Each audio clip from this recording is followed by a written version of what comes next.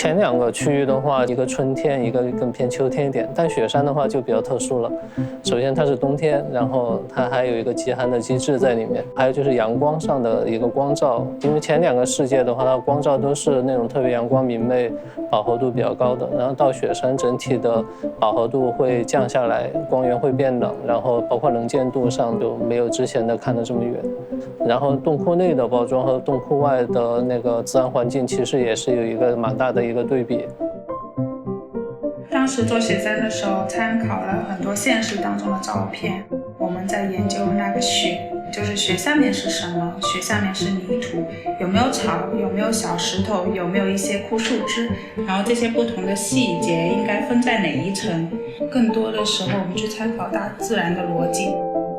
然后我们自己会通过原神的风格去统一，去呈现给玩家。基于现实的参考的话，就一说到欧洲，说到雪山，一般就会想到阿尔卑斯山嘛。作为一个独立的比较高的山峰的话，我当时参考的马特洪峰吧，好像是阿尔卑斯山的一座比较有特色的一个尖的三角形的山峰。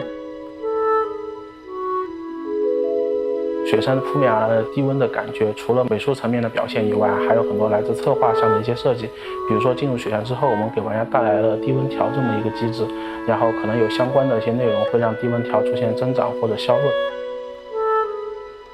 雪山整体的占地面积比较小，对于如何呈现给玩家更多的内容，我们从以下3个方面来进行考虑的。一是内部空间，在整个雪山区域，我们尽可能做了很多的内部空间，来给玩家带来更多的探索内容。比如说新营洞穴，比如说一些遗迹的内部等等等等。然后第二点是联通，在雪山中我们把很多的内部空间都做了相对的联通，让玩家进入一个区域之后马上会进入下一个区域，中间是一个不间断的这么一个体验。第3点就是主题性区域，它的整体的密度是比其他地方更高的。比如说新营洞穴，或者是古树那么区域，或者是龙骨的区域，对，然后这种各种各样的主题性区域给玩家带来一些移步换景的体验，说让他感觉会有更多的内容。随着它的探索不同区域的这个主题不断深入的时候，其的这个环境氛围的包装也是不一样的。就比如说洞窟内进去是比较安静的，然后甚至你在洞窟里面的一些声音是有回响的。当你在洞窟的高处上下看的，随着洞窟之间错综复杂的结构你在看的时候，对这个空间有一种未知的探索感。我们山顶那块地方花了很多心思在上面，潘天之钉，因为它包括一整个跟任务相关的流程，它是雪山一切奇幻现象的根源，然后所以我们特别想给它一个不一样的感觉。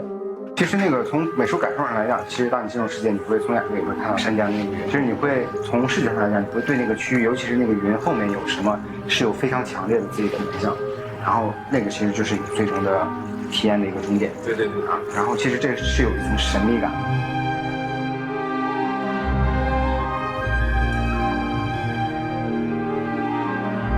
黑龙骸骨就是它的腐化效果对周围地块的影响，也是一个要特殊包装的区域。当时我们开始设计这一块的时候，比如说策划提出一个想法，就是希望这边有一条战死的龙，然后我们会根据这些脑洞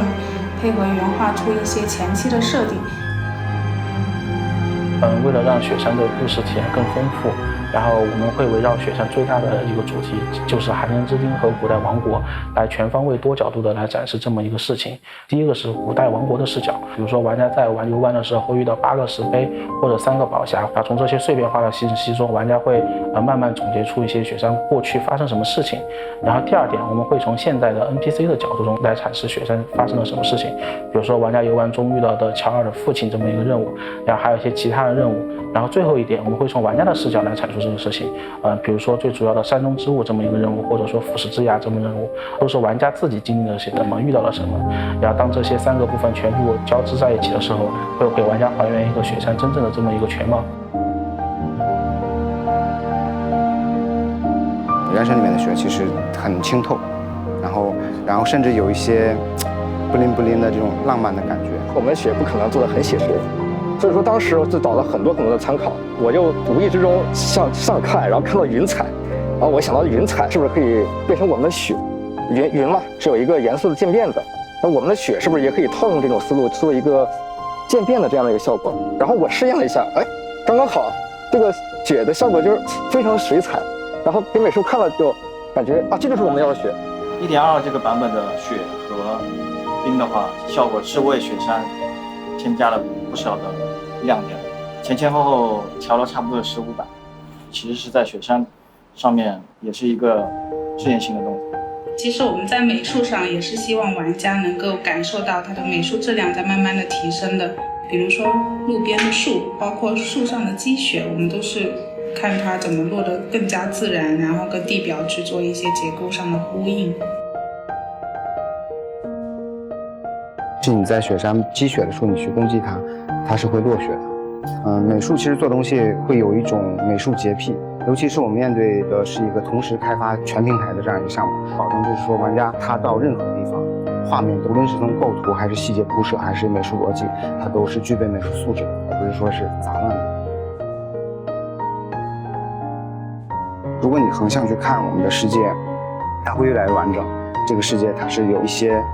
平淡、安静、美好的部分，然后有一些是充满了奇幻感、冒险感的地方。然后玩家就是在随着不断的去紧张、放松、紧张、放松这样的过程当中去发现更多未知的世界。